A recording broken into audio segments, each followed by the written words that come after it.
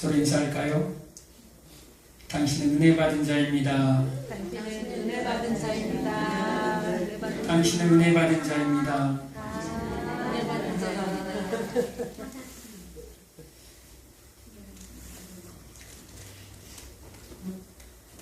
은혜를 받지 못하면, 은혜를 입지 못하면 우리는 하나님의 나라에 들어갈 수가 없어요. 하나님의 나라. 여러분, 겨자씨만한 믿음이 뭔가요? 저도 겨자씨만한 믿음이라는 설교를 교회를 다니면서 수도 없이 많이 들었던 것 같아요.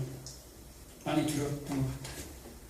그런데 그냥 겨자씨만한 믿음, 그 작은 믿음이 우리 안에 있어서 그 믿음이 커진다, 이런 거. 특별하게 깊이 있는 건 없는 것 같아요. 오늘 그런다고 해서 말씀이 어떤 깊이 있는 어떤 말씀을 푸는 게 아니에요. 일반적인 하나님의 말씀이 여러분 삶 가운데 적용되었을 때에 여러분의 삶 가운데 하나님의 나라가 임하시길 바랍니다. 아멘.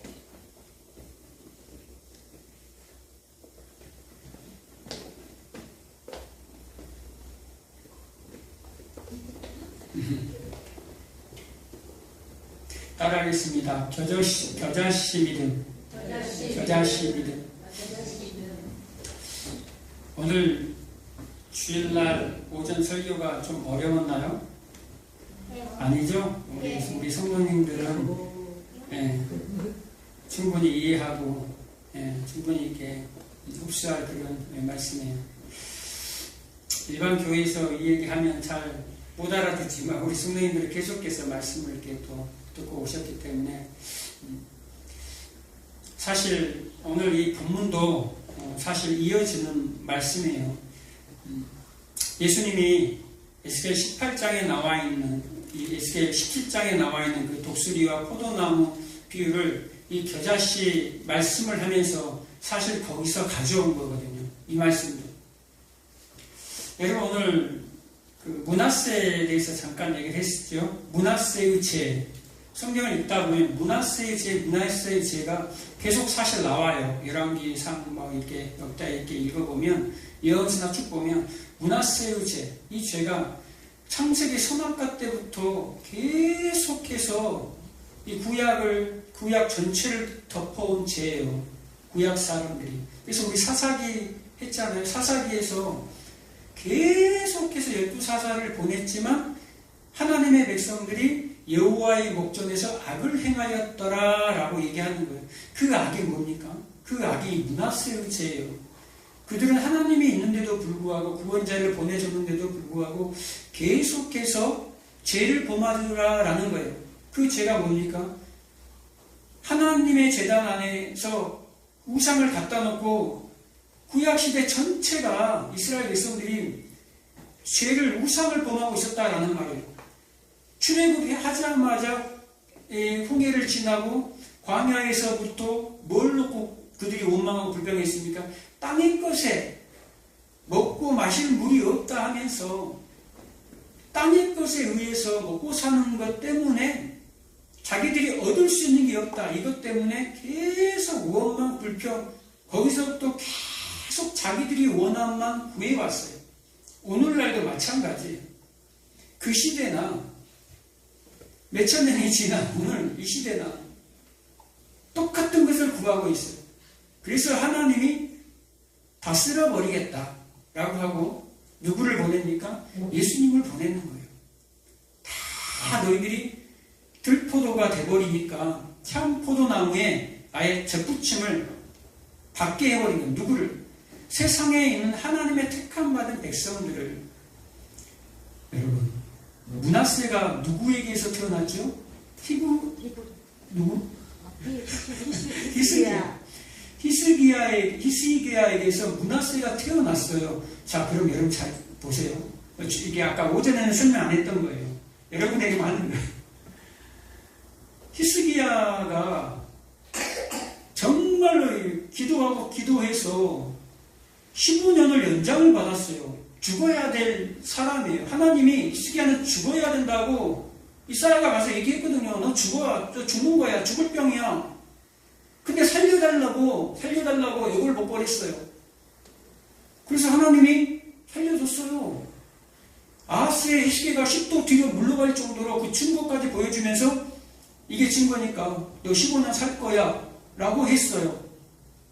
회개하고 여러분이 만약에 이런 경험을 했다든지 아니면 여러분의 가족 중에 이런 경험을 했다든지 이렇게 경험을 했다라면 기적을 경험했다라면 여러분의 마음이 어떠하겠냐라는 거예요. 와, 이거 뭐 날아갈 일이에요. 하나님 감사합니다. 하나님 감사합니다. 15년이나 더 살게 아니 5년도 아니고 10년도 아니고 15년이나 더 살게 해주셔서 하나님 감사합니다. 그러고 나서 누구를 낳았어요? 므낫세를 낳았어요. 므낫세를 낳았다니까요. 태어나지 않았으면 좋을 뻔한 므낫세를 낳았어요. 가룟 유다처럼. 가룟 유다가 예수님에게 붙어 있었어요. 예수님에게 붙어 있었는데 이 큰 독수리 아래 숨겨놓은 포도나무처럼 다른 독수리가 오니까 자신의 유익을 위해서 구하러 간 이 가룟 유다처럼 자신의 유익을 위해서 예수님을 팔아버리잖아요. 이 큰 독수리, 먼저 자기를 심었던 독수리를 배반해버린 것처럼 이 므낫세가 가룟 유다처럼 태어나지 않았으면 차라리 더 좋았겠다라는 인물이 므낫세예요. 근데 좋아요? 15년 연장 안 됐으면 안 태어났을 거 아니에요. 15년 연장 안 됐으면 그냥 죽을 때 그냥 죽었으면 좀 젊은 나이에 그냥 죽어버려요. 그냥 좀 중년에 죽어버려요. 끝까지 그냥 80, 90까지 안 살고 그때 그냥 죽을 때 죽었으면 오히려 그때가 복이었던 사람이 있는가 하면 오히려 장수해서 복이 있는 사람이 있다라는 거예요. 아브라함은 100세가 넘어서 살아서 100세 누굴 낳았어요? 이삭 낳았잖아요. 믿음의 조상들 낳았잖아요. 그러니까 우리는 있잖아요. 하나님의 뜻에 우리는 순종하는 법을 배우는 것, 그것이 기도거든요. 내 뜻은 죽이고 기도한다, 금식한다. 이 말이 뭡니까? 나를 죽여가는 거거든요. 안 먹는다라는 말이에요. 안 먹고 나 죽어버리겠습니다 하는 말이 나 죽을 테니까 하나님 내 거 응답해줘. 아니 나 죽어버릴까. 그게 금식 기도가 아니라 내가 죽습니다 하나님. 나를 죽여주십시오. 이게 기도인 거예요. 나는 죽고 그래야지 누가 드러납니까? 그분의 뜻이 나를 통해서 성취가 되니까 기도라는 것은 나를 죽여주십시오 하는 말이에요. 그래서 눈에 보여지는 것, 눈에 좋아 보이는 것이 굉장히 안 좋을 수가 있다는 말이에요. 눈에 좋아 보이는 것이 와 하나님 영광 돌립니다. 그것이 하나님의 영광이 아닐 수가 있다라는 거예요. 우리 자녀가 실력도 안 되는 녀석이 서울대 합격했으면 얼마나 좋겠습니까? 하나님 영광 했는데 들어가서 하나님의 영광을 드러내지를 못해요. 실력이 안 되니까 쪽팔려. 야, 니 그만 다녀라.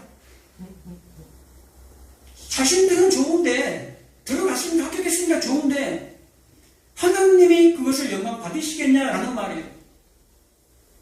절대 좋아 보이는 것이 다 하나님의 영광이 아니란 거예요. 이 므낫세처럼 히스기야처럼 15년을 연장했지만 이 므낫세 같은 자들이 나와서 므낫세, 여호야김,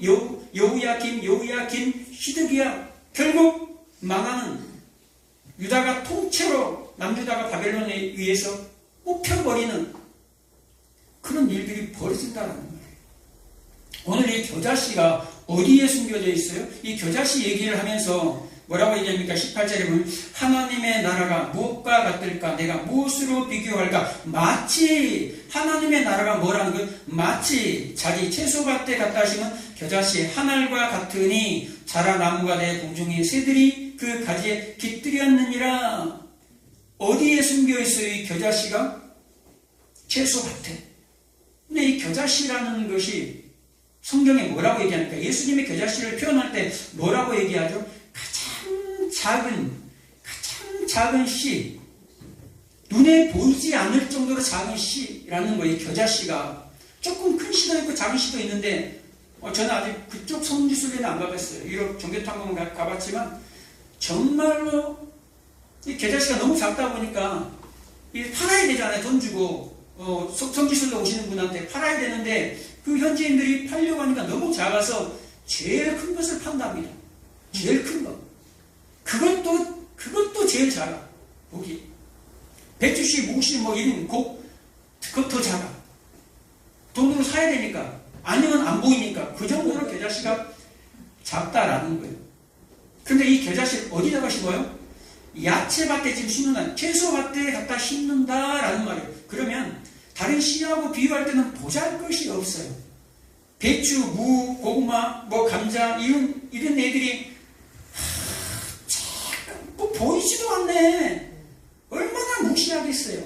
얼마나 무시해. 그런데 이 겨자씨가 어떻다라는 거예요. 보이지도 않은 이런 존재라는 거예요. 그런데 나중에는 자라서 나무가 돼요. 그래서 1m, 2m, 3m짜리 되는 이 겨자씨 나무들이 있어요. 배추, 무나 고구마, 감자는 뭐예요? 처음에는 컸는데 튀어나올 때는 겨자씨보다 큰 것 같아. 그런데 거기서 멈춰버려요. 그럼 겨자씨는 계속해서 커진다 이 말이에요. 일반 채소들하고는 비교가 안 돼요. 그래서 뭐라고 합니까? 채소밭이라고 얘기하는 거예요. 채소밭에 겨자씨를 심었다라고 얘기합니다. 나중에 크면 어떻게? 너희들하고는 비교도 안 될 만큼 큰 게 이 겨자씨야. 까불지 마. 지금은 보이지 않아. 지금 이 겨자씨를 누구라고 설명합니까? 성도들에게 이 겨자씨만한 믿음만 있으며 라는 것은요, 겨자씨가 우리 속에 있다라는 것은요, 보이지 않는 삶을 살라라는 거예요. 뭐라는 거예요? 다른 씨들은 다 보여지는 거예요. 나타나려고 하는 거예요. 자신을 드러내려고 하는 건데 이 겨자씨는 안 보이는 씨라는 거예요. 보이지 않는 거. 여러분 속에 뭐가 있습니까? 하나님의 말씀이 있어요. 말씀의 씨가 있어요. 편지가 들어있다 이 말이에요. 그리고 여러분들이 가는데 여러분을 통해서 사망의 냄새, 죽음의 냄새가 아니라 생명이 흐르는 냄새, 향기가 나와요. 그리스도의 향기. 그 향기가 보여줘요? 안 보여진다 이 말이에요. 그 냄새는 여러분에게서 나타나는 냄새는 절대 안 보여지는 거예요. 그것이 겨자씨예요. 여러분 안에 있는 그 믿음이, 그래서 예수님이 겨자씨 믿음 이것만 있으면 천국 간다라는 말이 아주 작은 믿음만 있으면 천국 가네 이 말이 아니라 그 작은 믿음이 뭐냐? 보이지 않는 믿음. 종의 형체. 종이 뭡니까? 주인을 섬길 때 그 종은 절대 드러나지 아니하고 자기는 나타나지 않고 자기는 죽는 거예요. 그리고 주인만 드러나는 예배자의 삶을 산 것처럼 이 겨자씨가 그런다라는 거예요. 그래서 오늘 일왕식 예배 때, 오전 대예배 때 보면 에스겔 17장 한번 제가 읽어드릴게요. 이게 뭐죠? 안 읽어서 너무 이게 너무 졸렸죠 혹시? 에스겔 17장이에요. 자, 한번 17장 1절 한번 띄워줄래요? 한번 보고, 이게 굉장히 중요한 내용이에요. 이 내용을 가지고 다니엘서에도 나오고요. 다니엘서에 느부갓네살 왕, 바벨론 느부갓네살 왕의 그 꿈에 대한 그 내용도 나오고요. 예수님이 신에 대한 비유를 할 때 이 내용에서 다 끄집어낸 거예요. 자, 1절에서 3절에서 9절까지 한 절씩 읽겠습니다. 한 절씩. 자, 제가 먼저 읽겠습니다. 여호와께서 이같이 말씀하여 이르시되 색깔이 화려하고 날개가 크고 깃이 길고 토리, 숱한 큰 독수리가 레바논에 이르러 백항목 높은 가지를 꺾되 그 연한 가지 끝을 꺾어가지고 전사는 땅에 이어 상일의 서울에 두고 또 그 땅의 종자를 꺾고 옥도의 산때 수양거들 가지처럼 큰 물가에 심더니 그것이 자라며 커져서 녹지 아니한 포도나무 곧 굵은 가지와 간 가지가 난 포도나무가 되어 그 가지는 독수리를 향하였고 그 뿌리는 독수리 아래에 있었다. 또 날개가 크고 털이 많은 큰 독수리 하나가 있었는데 그 포도나무가 이 독수리에게 물을 받으려고 그 심어진 두둑에서 그를 향하여 뿌리가 뻗고 가지가 퍼졌더라. 그 포도나무를 큰 물가 옥토에 심은 것은 가지를 맺고 열매를 맺어서 아름다운 포도나무를 요기하여 하였습니다. 다 같이 너는 이르기를 주 여호와의 말씀에 그 나무가 능히 번성하겠느냐?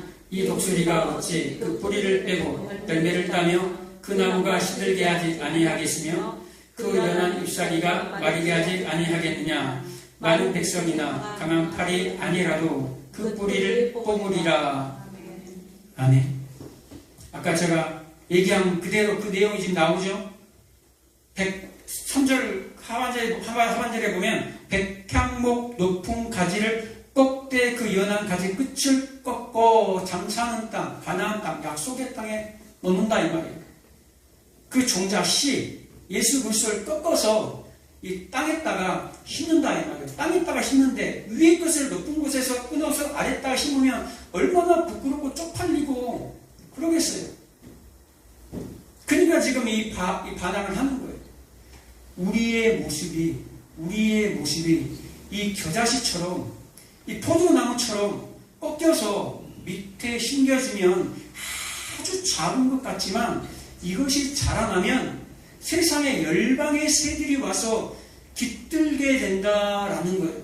그러니까 이 세상에서는 보이지 아니한 것 같은 보잘것없는 성도들의 믿음의 삶인 것 같지만 하나님이 보실 때는 정작 그들이 보이지 않는 아무것도 아니게 보이는 그런 자들이 이름도 없는 그런 자들이 이름도 내지 않고 살아가는 그런 자들이 천국에서는 이 백향목 같다라는 것을 말하는 거예요. 이 백향목 같이 이 겨자씨가 나무가 되어서 수많은 이 새들이 와서 깃들인 것처럼 우리의 삶이 천국에 가면 그런다는 거예요.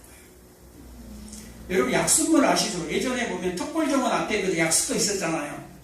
우리 백집사님 그 집이 옛날 자기 턱골에 약수도 옆에가 집이 있었어요. 그 약수를 먹으러 사람들이 참 새벽에 많이 운동하러 오셨거든요. 그런데 그 약수에 약수물이 있는가 하면 그 옆에 보면 호랑이 있어요. 그 옆에서 흘러내려오는 물이 있거든요. 근데 사람들이 가서 흘러내려오는 물은 절대 안 마시고 약수물을 먹거든요. 왜 그런가요? 사람의 몸에 좋은 그 약수의 물은 절대 사람의 눈에 보이지 않아요. 저 산 꼭대기에서 내려오는 물인데 그 물이 내려올 때는 있잖아요. 정화를 거쳐서 내려와요. 흙과 모래와 수많은 잡다한 미생물들 여러 가지 힘든 과정들을 통과해서 그 약수의 물이 딱 내려올 때 그게 그래서 약수인 거예요. 우리 몸에 좋은. 그런데 똑같은 물인데 그냥 위에서 보이는 그대로 꼬랑을 따다 흘러내려오는 그 물, 보이는 물.